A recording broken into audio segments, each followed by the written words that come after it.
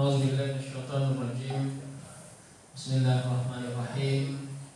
Assalamualaikum warahmatullahi wabarakatuh. Syukranillah, salatan wa salaman ala rasulillah la nabiyya ba'dah. Asyhadu an la ilaha illallah wa asyhadu anna muhammadan abduhu wa rasuluh. Allahumma salli ala sayyidina Muhammad wa ala alihi wa sahbihi ajma'in. Allahumma rabbi shrah li sadri wa yassir li amri wa hlul 'uqdatam min lisani yafqahu qawli. Hasbunallah wa ni'mal wakil, ni'mal maula wa ni'man nasir. Ghufranaka rabbana wa ilaikal masir wa la haula wa la quwwata illa billahil aliyyil azim. Hanya Allah tempat berharap kita. Mudah-mudahan Allah mengampunkan semua dosa-dosa, memberikan nilai baik, nilai amal soleh terhadap semua umur yang kita miliki.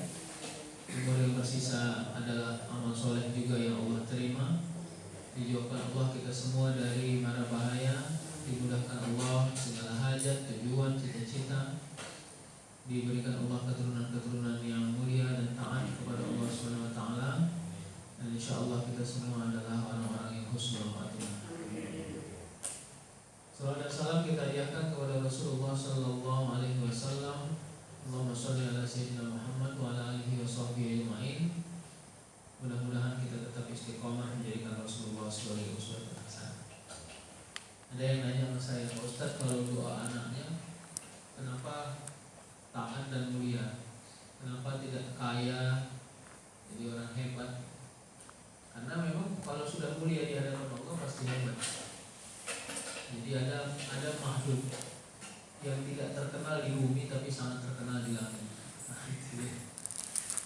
Tapi memang ada juga manusia yang terkenal di bumi tapi terkenal juga di langit. Itu Nabi Sulaiman itu orang yang kaya raya, dan di langit dia terkenal. Di langit yang terkenal itu maksudnya adalah ya, para malaikat juga ikut memperhatikannya dan ikut mengaminkan doa-doanya. Sebenarnya gitu. Jadi keterkenalan di langit itu adalah ketika Allah memperhatikan kita.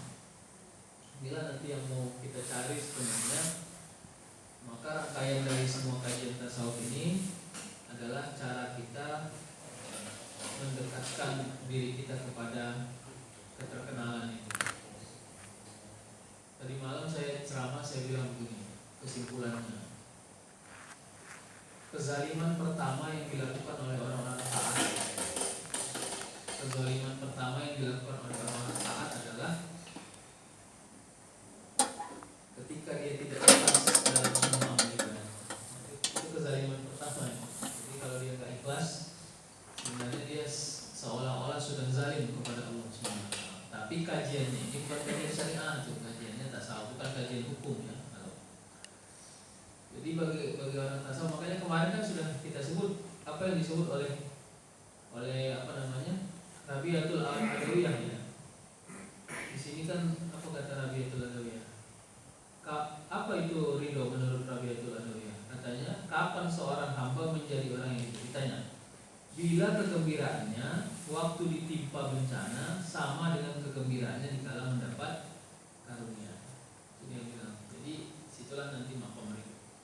Walaupun ada pandangan yang berbeda-beda, ridho ini apakah diusahakan atau didapatkan atau menjadi sesuatu yang Allah berikan, anugerah yang Allah berikan.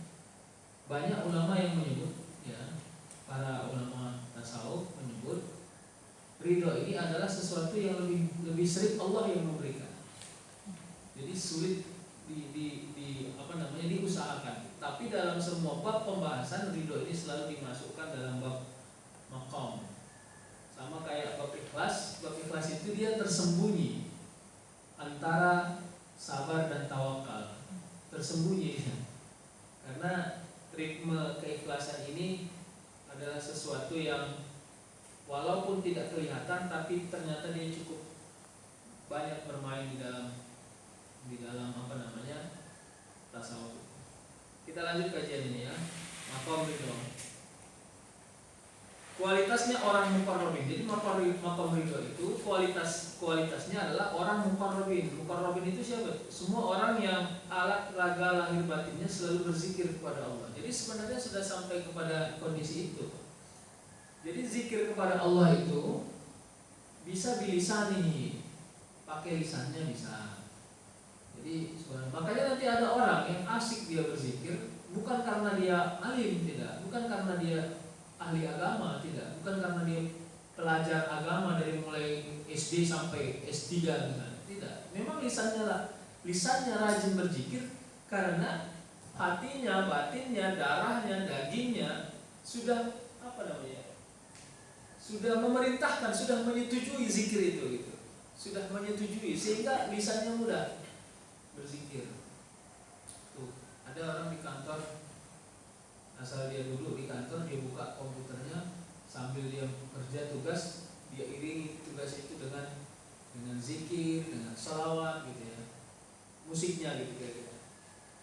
Kalau waktu ditanya nggak bosan, Pak, kok itu aja intinya, karena dia pun lupa bosan. Kenapa? Karena yang memerintahkan sholawat itu, zikir itu bukan pikirannya gitu, tapi seluruh elemen-elemen dalam tubuhnya menyetujui itu, sehingga dia asik mendengarnya. Nah inilah nanti muqarrabin itu sebenarnya orang-orang yang bukan hanya berbuat baik, ini ya, bukan hanya berbuat baik, tapi mengikrarkan kebaikan. Bukan hanya berbuat baik, tapi mengikrarkan kebaikan. Jadi saya kantongi aja supaya dengar suaranya. Nanti dengar kayaknya tirup pulang. Jadi ini tubuh manusia. Kenapa kita berbuat baik? Karena akal kita berpikir tentang kebaikan. Kenapa akal kita berpikir tentang kebaikan? Karena indrawi kita merespon kebaikan. Misalnya ada orang terjatuh di situ, lalu kita cepat-cepat nolong. Kenapa? Karena kita melihatnya. Itulah respon indrawi. Setelah respon indrawi itu masuk ke dalam akal. Akal memerintahkan, ayo lakukan kebaikan. Maka tubuh melakukan kebaikan. Maka inilah yang disebut dengan mengerjakan kebaikan. Tapi nanti orang yang ridho itu, muqarrabin itu adalah orang yang bukan hanya mengerjakan kebaikan, tapi mengikrarkan kebaikan. Bagaimana ikrarnya kebaikan? Ini tangan yang berbuat baik, ini mulut yang menceritakan kebaikan, ini kaki yang ikut berbuat baik. Dia bukan hanya mengerjakan kebaikan, tapi ikut berzikir menaikkan kepada kebaikan itu. Jadi orang yang mengerjakan kebaikan ini fungsinya masih horizontal saja. Kenapa Anda tolong orang yang jatuh tadi? Karena saya kasihan. Kasihan itu kan aspeknya horizontal. Tapi nanti ada orang menolong orang yang terjatuh bukan hanya karena kasihan, tapi karena tubuhnya merasa terperintahkan menolong orang yang terjatuh. Itulah yang saya bilang tadi, mengikrarkan kebaikan. Jadi nanti ada efeknya, Pak. Sederhana efeknya. Setelah ditolong, lalu orang itu tadi bilang, gara-gara kau ini saya jatuh. Marah dia sama kita. Kita kan harusnya marah gitu. Ini orang udah ditolong, gak tahu ditolong ini gimana? Kenapa? Karena kita masih mengerjakan kebaikan. Tapi kalau kebaikan itu sudah menjadi ikrar, kita nggak butuh respon dia, apakah dia menganggap ditolong atau tidak, karena bagi kita sudah cukup menolong, maka tugasnya selesai. Apakah dia marah? Ya tidak apa-apa ya, oh iya minta maaf. Jadi maka konteksnya nanti kesabar. Jadi sabar yang identik itu bukan sabar karena disakiti, sabar yang mampu menerima keadaan itu sebagai bagian dari dirinya. Jadi itulah konektivitas antara sabar, ikhlas, tawakal, ridho. Ke situ nanti konektivitasnya. Jadi kalau ada orang misalnya dikasih sembako bantuan, harusnya orang kaya kayak kau nggak cocok cuma ngasih 100.000, beli kali kau ini. Kita kan jengkel itu, Pak. Udah dikasih marah pula gitu. Harusnya orang kaya kayak kau ngasihnya 500.000. Ini orang kaya kau, cuma ini orang kaya pelit, padahal baru kasih dia. Apa kita bilang?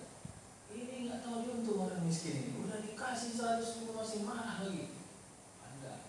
Kenapa? Karena kita merasa tidak pantas berbuat baik. Tapi kalau sudah diikrarkan, senyum saja.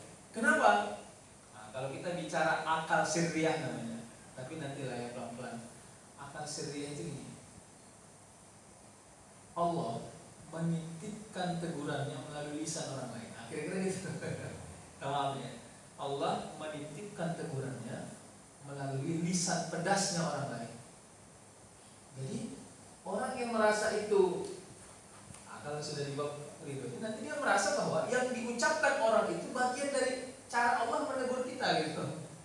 Jadi kita menerima itu. Oh iya, minta maaf lah ini, saya masih 100 ribu yang bisa saya salurkan. Maka kesannya kan sabar gitu. Sebenarnya sabarnya sudah melebur kepada ridho gitu. Jadi nggak ada. Jadi sabar yang identik itu ya sabar yang terkonektivitas lewat itu tadi yang saya bilang, ikhlas, tawakal, ridho. Makanya itu yang saya sebut kenapa penting kita mengikut pembahasan selanjutnya setelah sabar. Karena kita selalu saja mengidentikan sabar dengan sesuatu yang disakitkan, tersakiti. Lapar kali ini, buka lawak, sabar kan. Itu konteks sabar. Konteks sabar yang paling manual itu kayak gitu. Kita merasa ketika ada sesuatu yang menyakiti, maka lafaz yang paling pas kita sebutkan adalah sabar. Tidak, sebenarnya justru itulah nikmatnya berpuasa. Jadi seninya orang berpuasa itu kan lapar. Gitu. Maka gini kan aneh.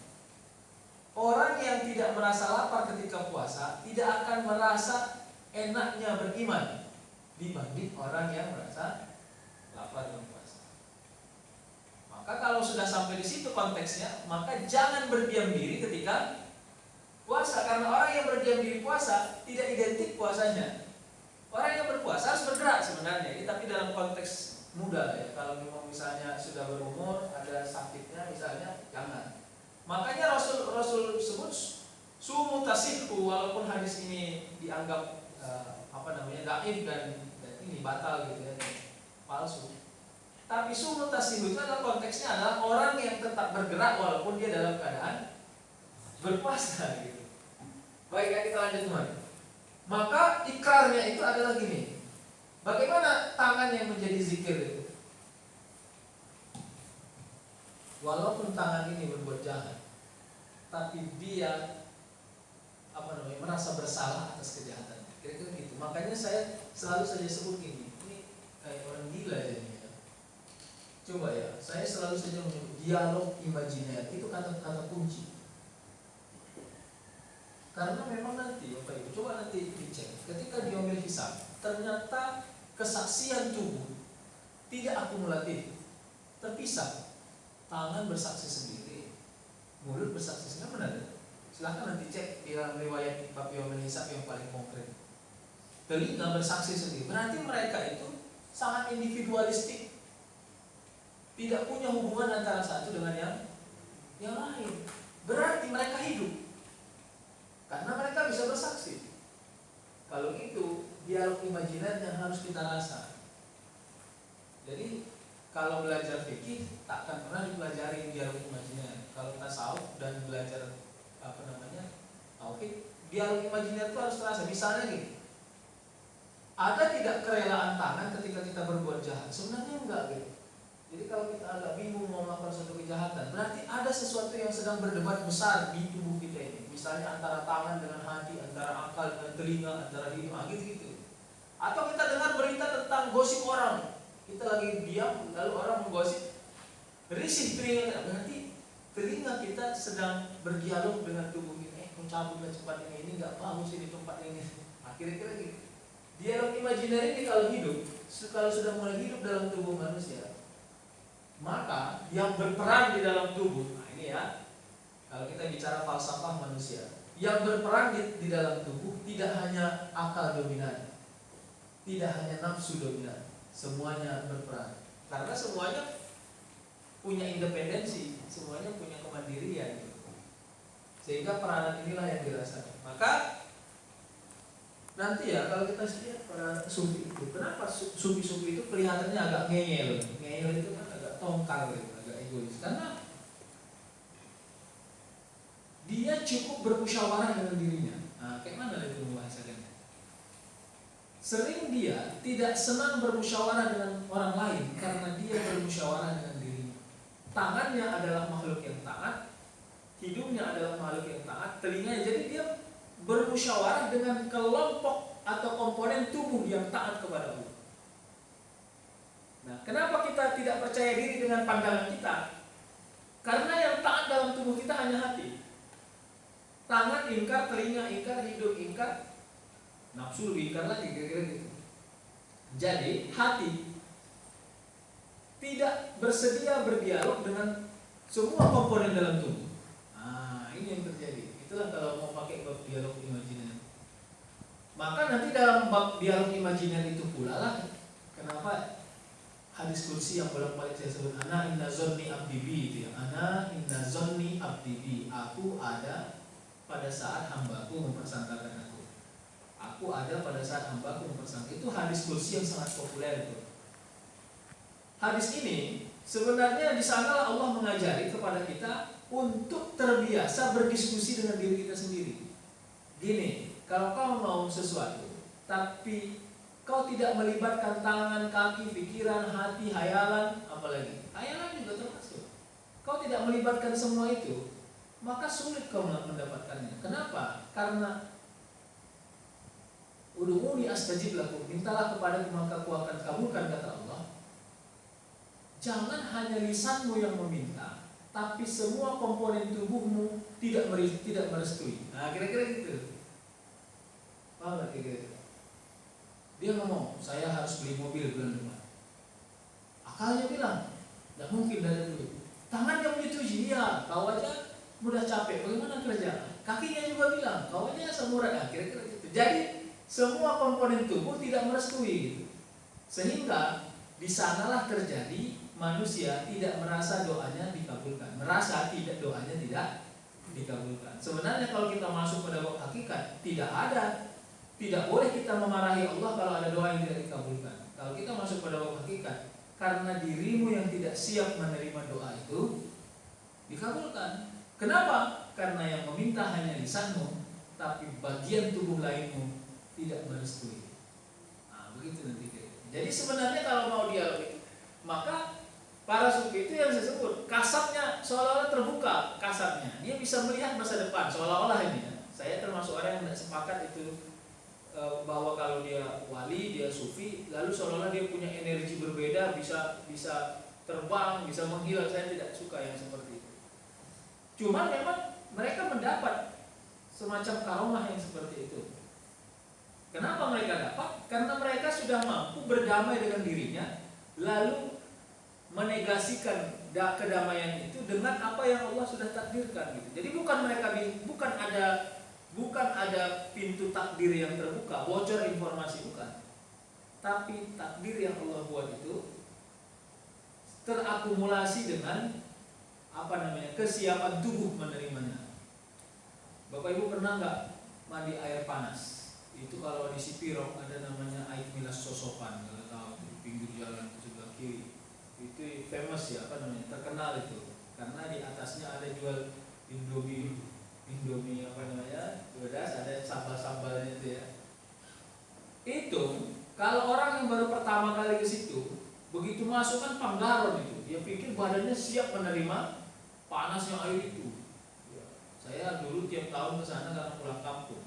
Jadi kelihatan tuh orang-orang kota yang kampungan, orang kota yang kampungan, biasanya orang kampung yang kampungan. Dia buka bajunya, dia pakai salibnya, lompat-lompat, buang, begitu masuk naik balik, buang. Kenapa? Tidak siap tubuhnya merespon panasnya itu. Orang kampung ketawa, kenapa? Ini dia tadi. Ya, nafsunya tidak berdialog dengan bagian dari tubuhnya. Tapi nanti kita ketemu, saya suka aneh itu kalau di sana ada satu kolam yang panasnya bisa terdeteksi oleh tubuh. Ada satu kolam yang panasnya ampun nauzubillah min dzalik. Tapi orang kampung itu masuknya ke dalam itu. Kenapa? Karena dia sudah berdialog dengan dirinya, menerima itu, bersiap diri menerima panasnya itu. Jadi sebenarnya kalau itu aja tamsilnya, maka nanti di bab ridho. Kenapa Rabi'atul Adawiyah bilang Orang yang ridho itu sama baginya menerima anugerah dengan menerima bencana itu tadi, karena dia sudah selesai berdialog dengan dirinya, kira-kira gitu. Sudah selesai. Wahai akal, wahai nafsu yang pengen jadi kaya, beginilah. Kalau Tuhan tidak titipkan kekayaan dalam bentuk kuantitas, kau mau apa? Apa kau mau mati? Nah, kira-kira gitu. Nanti dia tanya tangan, gimana tangan? Kau nggak mau serius supaya bekerja? Begini, kalau aku serius bekerja, nanti aku akan melakukan kezaliman banyak orang. Aku akan mengambil hak orang. Tanya kaki, gimana kaki? Apa mau rupanya jadi orang kaya? Begini, kalau aku nanti melakukan sesuatu yang tidak di luar dari itu. Jadi diskusi itu selesai. Sehingga akhirnya oke, kita putuskan. Kita akan bersyukur tentang rezeki Allah, tidak dalam bentuk kuantitas, tapi dalam bentuk kualitas. Jadi di situ nanti penerimaan, di situ kerelaannya. Kemarin saya ceramah di Musabbihin, orang di tasbih itu kan lagi bingung apa temperamen lah kira-kira. Tapi ini nanti nggak usah dimasukkan. Antara yang ke masjid dengan yang tidak ke masjid itu berdebat di dalam WA group. Saya bilang kepada mereka, beginilah, tidak usah saling menyalahkan. Tapi saya bilang, coba bapak ibu ini orang ikhlas semua nih, datang kemari. Saya bilang, kenapa ikhlas? Saya kasih tahu ya. Kalau saya dibilang ikhlas nggak saya datang ke masjid ini, saya bilang tidak. Pasti lebih tinggi keikhlasan bapak ibu dibanding saya. Karena saya datang kemari diundang, saya dapat amplop, saya bilang. Keikhlasan saya dicurigai. Keikhlasan bapak ibu ini luar biasa loh. Pada saat pandemik orang semua berkurung di rumah, bapak ibu masih ngeyel datang ke sini. Itu kan orang gila itu. Ya. Harusnya selesai dari sholat maghrib makan banyak-banyak, makan kolak sisa, lalu duduk di depan TV nonton Indosiar, kan sedap itu. Tapi kenapa datang ke masjid ini? Apa yang mau diambil? Keuntungan dunia apa yang mau diambil di sini? Ternyata mereka nggak bisa jawab juga. Ya karena memang bawaan tubuhnya memang mau ke masjid. Nah, kalau itu keikhlasan bapak ibu yang mengarahkan bapak ibu kemari, saya bilang selesai. Tapi nggak usah sombong, anggap saja itu rahasia, saya bilang. Benar. Jadi itu sulit. Makanya kasarnya ini, tapi tidak boleh menuduh orang. Tidak boleh menuduh orang. Lagi-lagi ini saya sebutkan kepada kita semua. Ciri-ciri orang pintar yang tidak diridhai Allah ilmunya adalah kepintarannya untuk menghakimi orang lain. Tidak boleh. Pada saat inilah orang-orang munafik bahagia. Kenapa? Karena kemalasannya datang ke masjid didukung oleh keadaan. Mohon maaf ini. Tapi tidak boleh menuduh orang munafik. Nah itu dia, itu maksud saya. Jangan itu tidak boleh. Jadi sebenarnya di sinilah letak di mana kita mampu menilai keimanan. Apakah orang yang ke masjid lebih beriman daripada orang yang tidak ke masjid? Tidak. Orang yang tidak ke masjid, orang yang ke masjid lebih bobrok imannya dibanding orang yang tidak ke masjid. Kenapa? Karena dia masih khawatir imannya rendah, makanya dia tetap datang ke masjid. Kalau dia anggap imannya hebat, pasti dia nggak mau ke masjid. Kenapa? Dia merasa mapan keimanannya. Udah, jadi bapak ibu jangan merasa hebat nih imannya, merasa bahwa imannya masih kendor, sehingga perlu dicager terus di dalam masjid ini. Nah, ada orang bilang, ini orang tidak pernah ke masjid ini. Ya, mau jadi apa kau? Oh enggak lah Pak. Saya justru gini, kalau di rumah saya payah sholat sunnah. Bandel saya ini. Harus di masjid baru saya mau terbiasa sholat sunnah. Makanya iman saya perlu dipoles lagi. Kalau bapak kan ke masjid nggak ke masjid tetap sholat sunnah. Lebih hebat bapak lah dibanding saya. Nah, kira-kira gitu aja logikanya. Supaya tetap kesombongan itu terkikis dengan habis. Nah jadi ini sebenarnya belajar tasawuf ini, kalau di kelas, di kampus saya selalu bilang gitu. Kalau ditanya pilihan, ini pilihan, mana engkau pilih? Kau tahu semua teorinya, tapi kau payah mengamalkannya. Atau yang kedua, kau mampu mengamalkannya, tapi kau lupa teorinya. Saya bilang kepada mahasiswa saya, atas nama Allah, mintalah kepada Allah, ya Allah, walaupun saya tidak tahu teorinya, izinkan saya mampu. Karena kita sudah selesai dengan orang pintar. Terlalu banyak orang pintar di bumi ini. Orang-orang kayak saya banyak cakap ini terlalu banyak. Yang mengamalkan yang sulit. Makanya saya kalau di kelas tasawuf, saya tidak pernah nilai mereka itu dengan ujian, tidak pernah. Bagi saya, Anda mampu merubah mindset dan sikap itu selesai urusan. Gitu. Jadi tidak ada nilai di atas kertas. Tidak ada nilai di atas kertas. Baik, Bapak Ibu yang dirahmati Allah.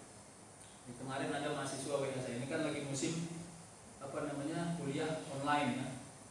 Jadi habis dia presentasi di grup hilang dia. Lalu jam 11 dia WA saya, Pak mohon maaf Pak, habis presentasi saya terlalu ngantuk, tertidur saya Pak.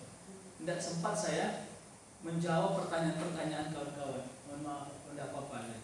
Yang penting kau jangan tinggal sholat dan jangan tinggal puasa.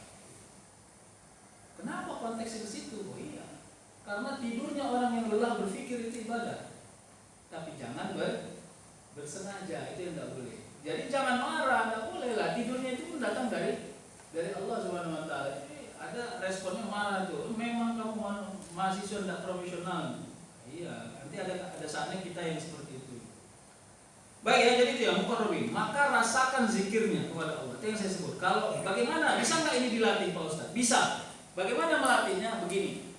Coba kenali zikir apa yang paling asik kepada dirimu. Jadi kalau istilah guru saya dulu ini, katanya ada zikir yang langsung bersahabat kepada kita. Ada dia butuh waktu bersahabat dengan kita. Bagaimana mengenali zikirnya? Setiap kau baca, langsung hatimu merespon cepat. Misalnya dia baca La ilaha illallah, tidak respon hatinya. Tunggu bacaan ke-30 baru respon. Kira-kira gitu. Berarti dia butuh waktu untuk beradaptasi. Tapi ada zikir ketika dia bilang Allahu Akbar langsung connected. Allahu Akbar langsung bergetar hatinya. Maka kata guru saya dulu, cari zikir-zikir yang mudah dirimu meresponnya dulu. Tidak apa-apa, beradaptasi di situ aja dulu. Makanya ahli tarikat-tarikat itu tidak pernah selesai mendudukkan amalan apa untuk apa, amalan apa untuk apa. Makanya saya bilang kemarin, saya tidak mau duduk di satu tarikat tertentu. Kenapa? Beda nanti amalan kita ini. Kalau saya lagi dalam keadaan sulit, saya rasa saya senang mengamalkan iza ja'a nasrullahi wal fath, alam nasrah. Saya senang mengamalkan. Bahkan saya pernah dalam sholat 1 tahun sholat saya hanya itu ayatnya, semua sholat termasuk sholat sunnah, 2 itu. Kenapa? Bagi saya respon konektivitasnya tinggi. Tapi ada orang bukan itu, terserah, silakan. Karena nanti diri kita ini mudah dia mengenali di mana ayat-ayat, mana amalan-amalan, mana zikir-zikir yang berkonektivitas dengan dia secara cepat. Silakan.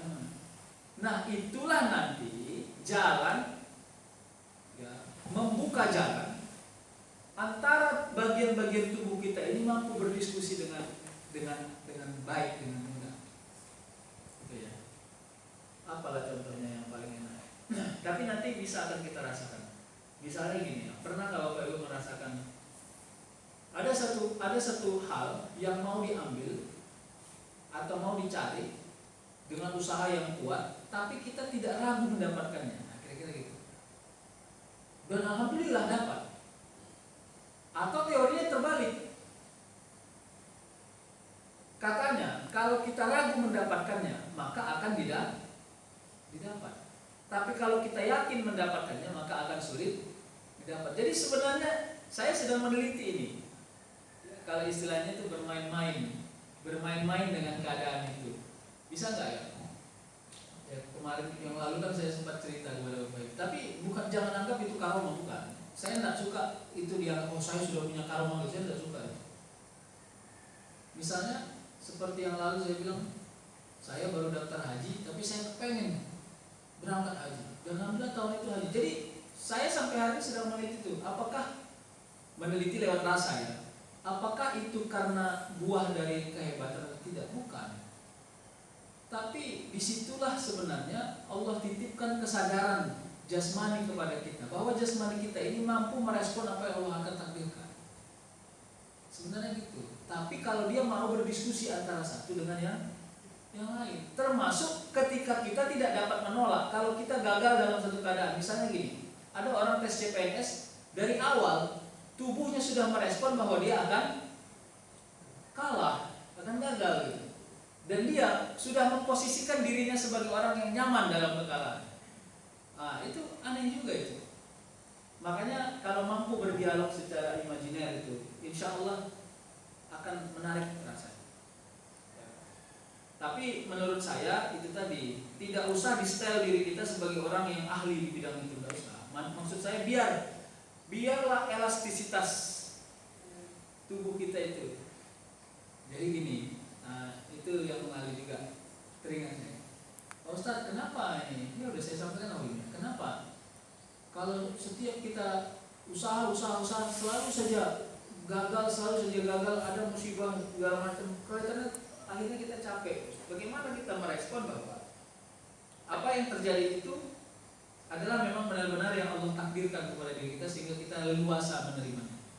Saya bilang gini, pernah nggak nonton film Wong Pe Hung? Ya, pernah saya jelaskan. Wong Pe Hung tahu film kungfu itu. Kalau dia masih sadar, pakai semua jurus, kalah dia. Tapi begitu dia maafin ya, mabuk minum juga, teler, mulailah jurus mabuknya muncul. Pada saat itu mulailah musuh kalah. Kan logikanya terbalik. Harusnya untuk mengalahkan musuh kita harus pakai akal yang paling kuat. Bagaimana merencanakan kekalahannya. Tapi ternyata dalam film Wong Pe Hung itu justru ketika tidak ada akalnya baru dia bisa menang. Tapi saya tidak bilang kita harus mabuk, bukan begitu.